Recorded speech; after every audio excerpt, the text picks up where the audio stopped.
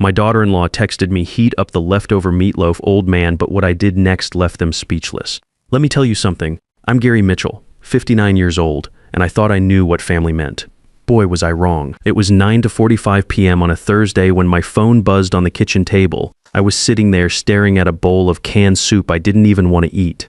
The house smelled like pine sol and loneliness. I'd spent the whole day fixing the leaky faucet in their master bathroom, mowing the lawn, and picking up Tyler and Sophia from school because Ashley had some important meeting. I picked up the phone thinking maybe it was Kevin saying they were heading home early, that there was room for me at whatever restaurant they went to celebrate Ashley's promotion. But no, it was a text from Ashley. "Don't wait up, old man. Heat up the leftover meatloaf in the fridge." I read those words 3 times. Felt something crack inside my chest, like when you drop a wrench on concrete and hear that sharp snap. It wasn't just the text, it was the tone. The casual cruelty wrapped up in everyday words. It was knowing that while I was eating soup alone in this house I helped buy, they were raising champagne glasses at Romano's Steakhouse, the place where dinner for 4 runs you $200 easy. I opened Facebook on my phone, shouldn't have, but I did. There they were, the photos. Kevin in his button-down shirt, the one I'd ironed that morning because Ashley said the cleaning lady didn't do it right. Ashley in some red dress, smiling like she owned the world. Tyler and Sophia with big plates of shrimp, making faces at the camera. Ashley's mom was there, her sister, even Kevin's cousin Mark from Denver, everyone but me. The caption read, "Celebrating my queen's promotion. Regional marketing coordinator at 31. Here's to women who never settle. Blessed power couple, family 237 likes in 30 minutes. Not one comment asking where Grandpa Gary was." I closed the app and looked at my soup getting cold. Then something strange happened. I didn't get mad, didn't punch the wall or throw anything.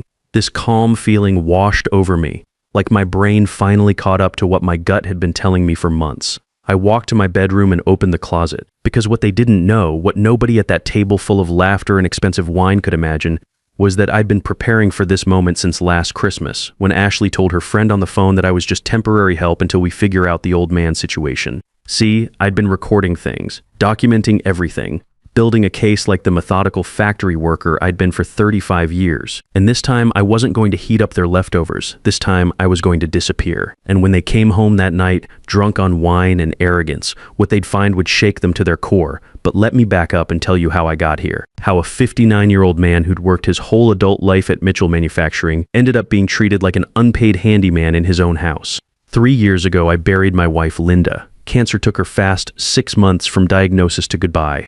We'd been married 32 years, raised Kevin in our little ranch house on Maple Street. The house had good bones, solid foundation, but after the funeral, every room felt like a museum of memories I couldn't bear to walk through. Kevin came by 2 weeks later with Ashley hanging on his arm. He had that look, the same one he'd get as a kid when he broke something and needed to confess. "Dad," he said over coffee in my kitchen, the same kitchen where Linda used to hum while making Sunday breakfast. "Ashley and I have been looking at houses. We want something bigger for the kids, but the down payment is killing us." Ashley nodded, running her coral fingernails around her mug rim like she was marking territory.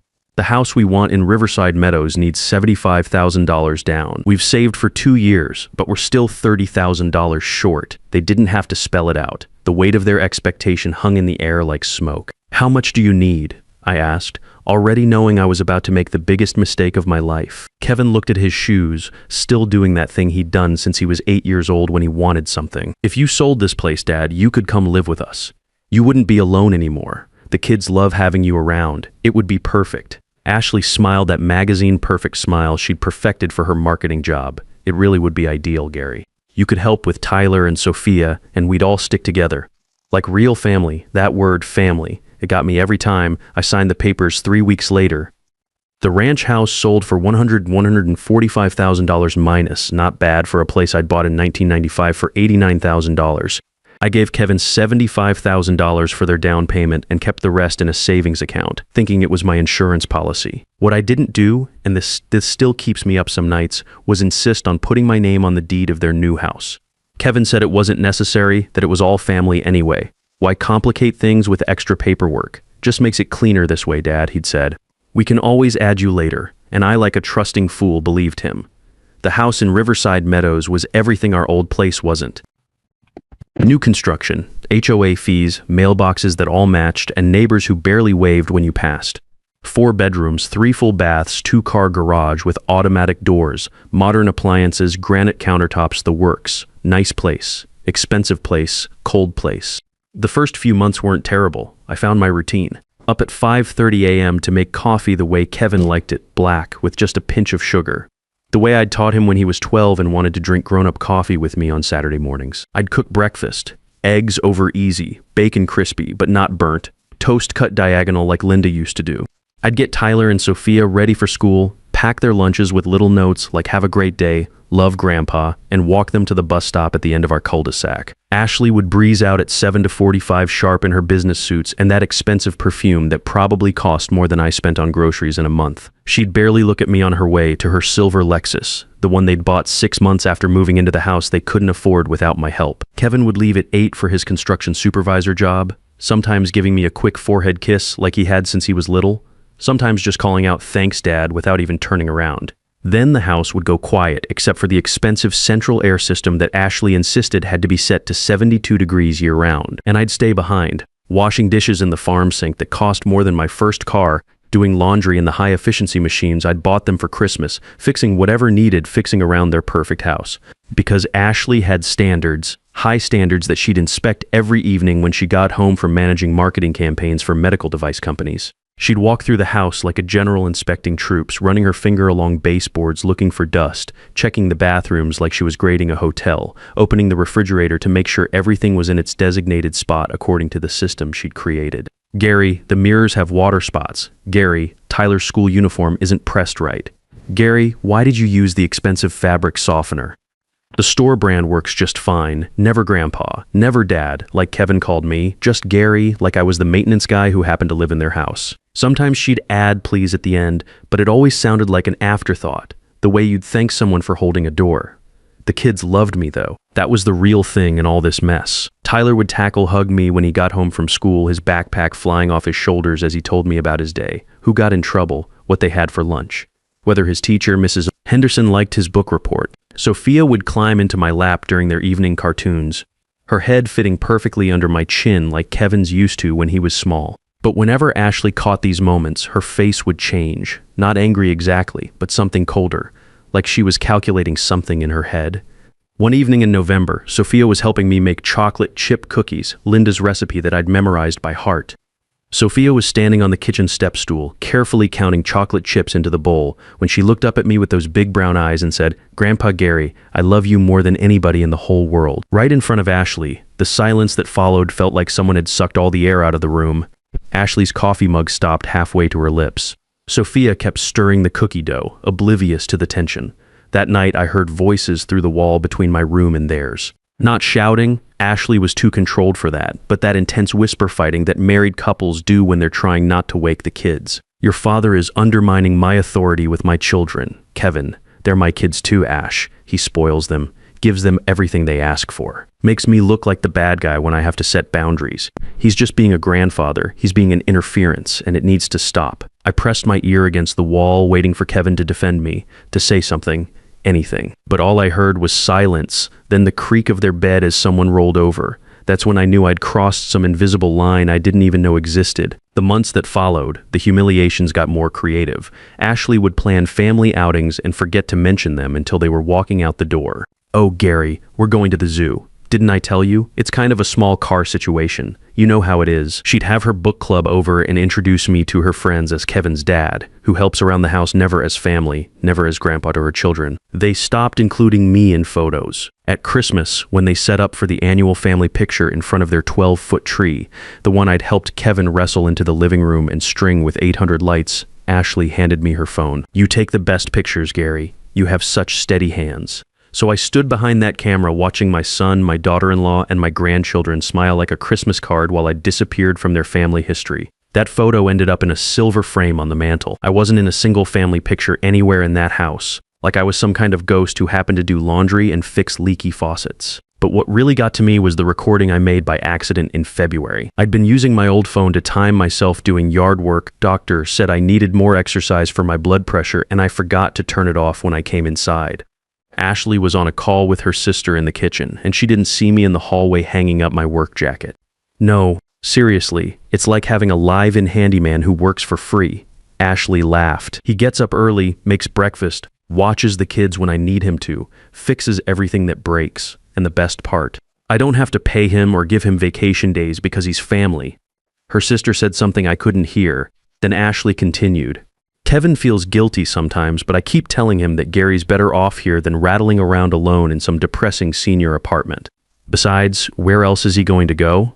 That laugh, cold as ice water. That's when I started recording on purpose. Over the next 6 months, I collected 17 recordings, Ashley talking to her friends about how convenient it was to have a built-in babysitter, Ashley planning with her sister how to convince Kevin that I'd be happier in an assisted living facility once I got too old to be useful. Ashley mocking my clothes, my truck, my old-fashioned ways to anyone who would listen. I saved every recording, backed them up, organized them by date in a folder on my computer labeled home maintenance records. Even documented the conversations in a notebook just like I used to do with machinery maintenance logs at the factory, because 35 years of factory work teaches you something important. When something's about to break down, you better have documentation. But the recordings were just part of what I was building. The real evidence was in my old toolbox, my dad's toolbox from when he worked the oil rigs in West Texas. Hidden behind some shoe boxes in my closet, wrapped in one of Linda's old dish towels, was a spiral notebook where I'd been documenting every penny I'd put into this house. See, Ashley might have thought I was just some old guy who didn't understand modern life. But 35 years of quality control at Mitchell Manufacturing taught me to keep records of everything. Every receipt, every bank transfer, every home improvement project that came out of my pocket while Kevin and Ashley lived like they'd won the lottery. I flipped through those pages like reading a financial crime novel. September 2021, down payment on house $75,000, October 2021. New washer and dryer set because Ashley said their apartment-sized units were embarrassing for entertaining, $2,100, November 2021. Complete living room furniture set because she wanted something that didn't look like a college dorm, $4,200, December 2021. New roof after the hailstorm, $6,000. January 2022, master bathroom remodel that Ashley desperately needed to feel comfortable in her own home, $8,500, March 2022. Kitchen appliance upgrades, $3,800. June 2022, backyard deck and patio project, $4,000. August 2022, pool installation for the kids, $12,000. Page after page of my retirement money flowing into their lifestyle upgrades. But the monthly stuff was what really got me. Kevin's construction supervisor job paid decent, around $4,200 a month, take home, but their mortgage payment was $1,450. Add in Ashley's car payment, her credit card bills, the kids' activities and groceries for 4 people, and they were underwater every month. So who made up the difference? Me, $850 every month from my Social Security and pension, faithfully transferred from my account to theirs. For 3 solid years. I did the math on the last page of that notebook, double-checked it like I used to verify production numbers at the plant. Down payment and home improvements, $87,500. Monthly contributions, 36 months times $850 equals $30,600 total investment, $118,118. Almost everything I'd gotten from selling the house where Linda and I raised our son, where we celebrated 32 Christmases, where she died holding my hand in the bedroom we'd shared for 3 decades. All of it poured into a house where they treated me like I was taking up space in their perfect life. But here's the thing Ashley didn't know, the thing that was going to change everything. That house was still legally mine. When we'd bought the place, the real estate agent suggested putting the deed in my name since I was making the full down payment. You can transfer it later if you want, she'd explained, but this way you're protected if anything goes wrong with the financing. Kevin had nodded along. Makes sense, Dad. We can always change it later when things settle down, but we never did. Kevin would bring it up every few months. Hey, Dad, we should get to the lawyer's office and get that deed transferred. But there was always something else. Baseball season starting, Ashley's busy time at work, the holidays coming up. After a while, he stopped mentioning it altogether. Now, I understood why I'd never pushed the issue. Some part of me, the part that had survived layoffs and plant closures and 35 years of corporate uncertainty, knew I might need that protection someday. That protection was about to pay off. The Thursday Ashley got her promotion started like any other day. I was in the kitchen at 6 a.m. making coffee when she came downstairs practically glowing. She had on her power suit, the charcoal gray one she wore to important meetings, and a smile that could have powered the whole house. I got it. She announced as Kevin stumbled down in his work boots, still half asleep. Got what? He mumbled, reaching for the coffee I'd already poured him. The promotion. Regional marketing coordinator. They called me at home last night after you went to bed. Kevin's face lit up. He grabbed her and spun her around right there in the kitchen. Ashley, that's incredible. I knew you'd get it. Tyler came running downstairs in his pajamas. What's all the noise about? Mommy got promoted at work, Kevin explained, still grinning. She's basically going to be the boss of a whole bunch of people now. Does that mean we're rich? Sophia asked from the doorway, rubbing sleep from her eyes. Ashley laughed. It means Mommy worked really hard and it paid off. We need to celebrate. I was standing at the stove flipping pancakes, listening to their excitement and feeling genuinely happy for Ashley. Whatever our problems were, she'd worked hard for this promotion and she deserved it. Congratulations, I said, sliding pancakes onto plates. That's really great news. Thanks, Gary, she said, barely glancing my way before turning back to Kevin. We should do something special tonight. Really special. Romano's? Kevin suggested. The steakhouse with the city view? Perfect. I want the full celebration, wine, dessert, everything. We've earned it.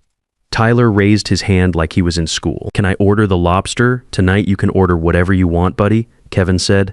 This is a big deal. The whole family should celebrate. My heart did a little jump at those words. The whole family that meant me, right? I put the plate of pancakes on the table and wiped my hands on my apron. What time should I be ready? I asked, trying to sound casual. Ashley froze with her coffee cup halfway to her lips. Kevin stopped chewing. The kitchen went dead quiet except for the hum of the refrigerator. Ashley looked at me like I'd just asked to borrow her car to rob a bank. Ready for what? The celebration dinner. Family dinner. Kevin cleared his throat and shot Ashley one of those married couple looks that say 1,000 words without speaking. Oh, Gary. Ashley said with that fake smile she'd perfected for difficult customers. This is more of an intimate celebration. Just us, the kids. My mom who's driving up from Colorado Springs. You know, immediate family. Those words hit me like a punch to the gut. Immediate family. After 3 years of cooking their meals, watching their kids, and paying their bills, I wasn't immediate family. I understand, I said, turning back to the stove even though the pancakes were already done. Besides, Ashley continued, buttering her toast like she was performing surgery. Someone needs to keep an eye on the house. Can't just leave it empty. And you're such a good cook. I'm sure you'll make yourself something wonderful. Kevin said nothing. My son, the boy I'd taught to throw a curveball and change a tire, just sat there staring at his breakfast like it held the meaning of life. They left at 11 a.m. Ashley changed outfits 3 times before settling on a red dress that probably cost more than I spent on groceries in 2 months. The kids were excited in their Sunday clothes, chattering about lobster and chocolate cake. Kevin gave me his usual distracted forehead kiss. Don't wait up, Dad. We'll probably be pretty late. And just like that, they were gone. The house went silent except for the hum of the central air and the distant sound of lawnmowers in other people's yards. I walked through the living room I'd helped furnish past the 55-inch TV I'd bought them for Christmas, through the kitchen where I'd prepared thousands of meals. Everything was perfect. Everything was in its place, and I was completely alone on what should have been a family celebration. I made myself a can of soup for dinner. The cheap kind, 89 cents at the grocery store. I ate it at the kitchen table, not the dining room. The help doesn't eat in the dining room. At 7:30 p.m., I made the mistake of checking Facebook. There they were, living it up at Romano's. Ashley glowing in her red dress with a wine glass raised in a toast. Tyler and Sophia with huge plates of surf and turf, making silly faces for the camera. Kevin looking proud in his dress shirt, the one I'd ironed that morning.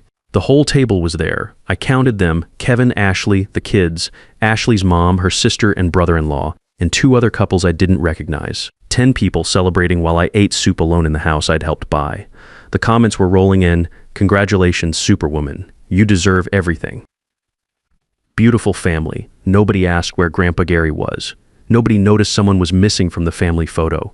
Then my phone buzzed. Ashley's text. Don't wait up, old man. Heat up the leftover meatloaf in the fridge. I stared at those words until they burned into my retinas. Old man. That's all I was to them, some old guy who fixed things and paid bills and watched kids when it was convenient. I typed back, will do. But those 2 words carried 3 years of humiliation and a decision that had been building since the day I realized I was invisible in my own house. I went upstairs and pulled my suitcase from the closet. The same one Linda and I used for our 25th anniversary trip to Yellowstone. It still had a park sticker on the corner. Before I packed anything, I went to my closet and retrieved my father's old toolbox. Inside was the notebook with all my financial records, the manila envelope with the property deeds, and a USB drive with 17 audio recordings of Ashley's phone conversations. I sat on my bed and opened the envelope with shaking hands. There it was in black and white. property located at 1247 Riverside Circle, Riverside Meadows Development. Owner, Gary Mitchell. My name. Only my name. The house they thought was theirs legally belonged to me. I packed quickly but carefully. Clothes, photos of Linda, my father's watch, the notebook, the deeds, the recordings, everything that was truly mine. Then I called my lawyer friend Harold Peterson, who I'd known since high school. Gary, it's pretty late. Everything okay? Harold, I need legal advice. It's about my house. Your house? I thought you were living with Kevin. That's exactly what I need to talk about. 20 minutes later, I had an appointment for first thing Monday morning. I left a note on the kitchen counter. Kevin, for 3 years I lived in this house as an invisible handyman. I cooked, cleaned, fixed everything that broke, and contributed $108 while being treated like hired help. Tonight, while you celebrated Ashley's promotion and texted me about leftover meatloaf, I decided I was done being the ghost in this family. Check your nightstand for documents that will explain everything. We'll see each other soon with lawyers present. I've loved you your whole life, but love doesn't mean being a doormat. Dad, I put the manila envelope on Kevin's nightstand with a note. This house is in my name. Always has been. Every expense is documented. $118 and $100 total investment. Hope the celebration was worth it. I called an Uber from the corner and waited in the shadows. When the driver pulled up, I took one last look at the house. 3 years of my life, most of my money, and all of my dignity had gone into that place.